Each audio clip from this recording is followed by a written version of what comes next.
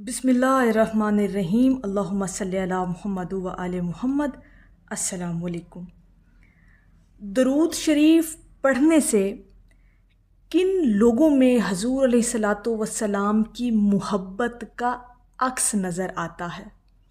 आज बड़ी ख़ूबसूरत गुफ्तगू करनी है आप लोगों के साथ, ख़ास तौर पर अहले दरूद जो लोग हैं ना, जो दरूद पाक से मुहब्बत ख़ास तौर पर करते हैं। बराए हाजत पढ़ने वाले लोग नहीं, बराए मुहब्बत पढ़ने वाले लोग। हाजत से पढ़ने वाले लोगों की कैटेगरी और है, और जो मुहब्बत से हजूर को याद करते हैं, अपनी मुहब्बत का इजहार करने के लिए उन्होंने दरूद पाक को ज़रिया बनाया हुआ है, मैं उन लोगों से मुखातिब हूँ। और आज कुछ निशानियाँ आपको बताएंगे कि दरूद पाक पढ़ने से किन लोगों के अंदर हजूर की मुहब्बत का अक्स नज़र आता है। अब देखें, जैसे है ना कि जब इंसान ज़िक्र इलाही में इस कदर मगन हो जाता है, इतना मशगूल हो जाता है कि उनकी रूह से हू की आवाज़ आती है, ठीक है। और जब इंसान अल्लाह रब्बुल इज़्ज़त को इतना याद करता है, यानी ज़िक्र इलाही इस कदर वो शख्स करता है कि उस इंसान के ऊपर अल्लाह अपना रंग चढ़ा देता है, ठीक है। तो जो लोग दरूद पाक पढ़ते हैं, फिर ये इंतहाई मुमकिन सी बात है कि उन लोगों की शख्सियत में ये वाज़िया अक्स नज़र आता है कि ये लोग आशिकाने रसूल हैं, ये लोग अहले दरूद हैं, ये अपने नबी से मुहब्बत करने वाले हैं। अब किन लोगों में वो अक्स नज़र आता है, ज़रा ये भी गौर कीजिएगा और मुशाहिदा कीजिएगा अपने अंदर भी और सामने वाले लोगों में भी। ख़ास तौर पर जो लोग इस बात का दावा करते हो ना, जो क्लेम करते हो कि जी हम हुजूर से मुहब्बत करते हैं, हम दरूद पाक इतनी कसरत से पढ़ते हैं, तो उनको ज़रा ना बातनी आँख से देख कर ये महसूस कीजिएगा कि क्या ये शख्स वाकई ही हजूर से मुहब्बत करता है। क्या दरूद पाक के ज़िक्र से इस इंसान के अंदर अक्स मुहम्मदी सल्लल्लाहु अलैहि वसल्लम उतरा है या नहीं, यानी हजूर की मोहब्बत का अक्स उसमें नज़र आता है या नहीं।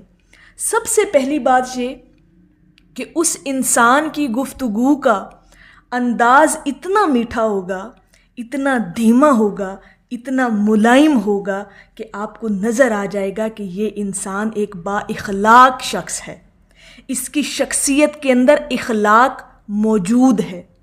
और मेरे नबी अलैहिस्सलातु वस्सलाम का जो इखलाक है वो पूरी दुनिया जानती है, पूरा ज़माना जानता है कि हमारे नबी अलैहिस्सलातु वस्सलाम के इखलाक क्या थे। तो जो लोग हजूर अलैहिस्सलातु वस्सलाम से मुहब्बत करते हैं ना जी, सबसे पहली अलामत ही यही है कि उनके इखलाक संवरे हुए होते हैं। उनकी गुफ्तगू के अंदर आपको वो अक्स मुहब्बत का नज़र आता है, और इंसान जिससे ज़्यादा मुहब्बत करता है फिर उसका ज़िक्र भी ज़्यादा करता है। तो आप उनसे ना थोड़ी देर गुफ्तगू करके देखिएगा और अपने अंदर भी इस चीज़ को मुशाहिदा कीजिएगा कि जब आप लोग गुफ्तगू करते हैं, किसी से बात करते हैं, किसी टॉपिक पर आपकी बहस चल पड़ती है, तो आप किस चीज़ का, किस नाम का, किस हस्ती का जिक्र करते हैं।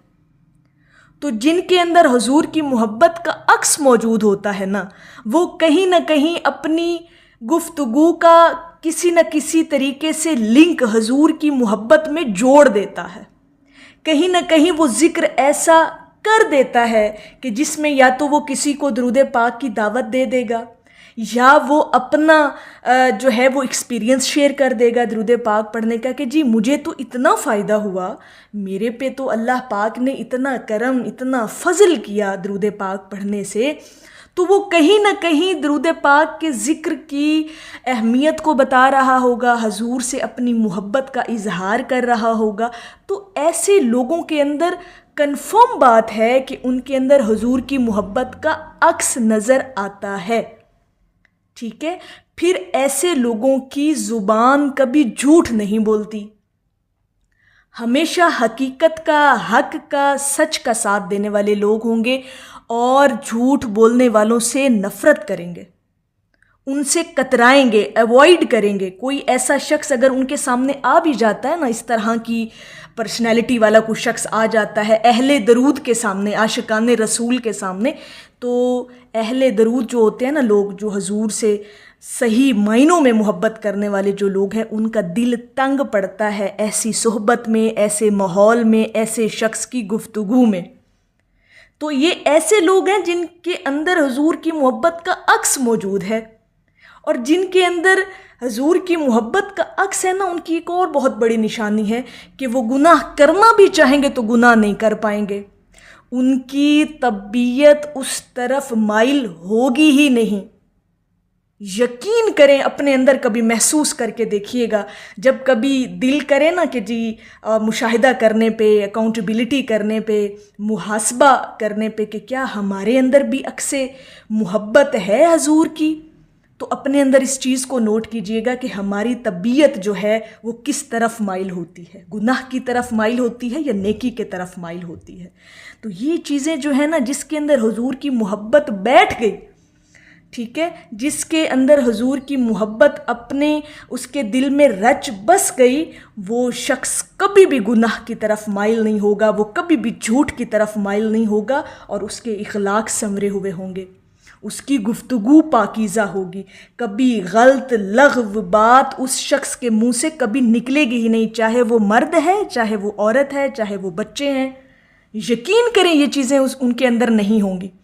یہ عکس محمدی ہے اس انسان کے اندر، کہ حضور کی محبت کا عکس ہے اس شخص کے اندر، کہ وہ کبھی بھی غلط بات نہ سنے گا اور نہ کبھی کرے گا.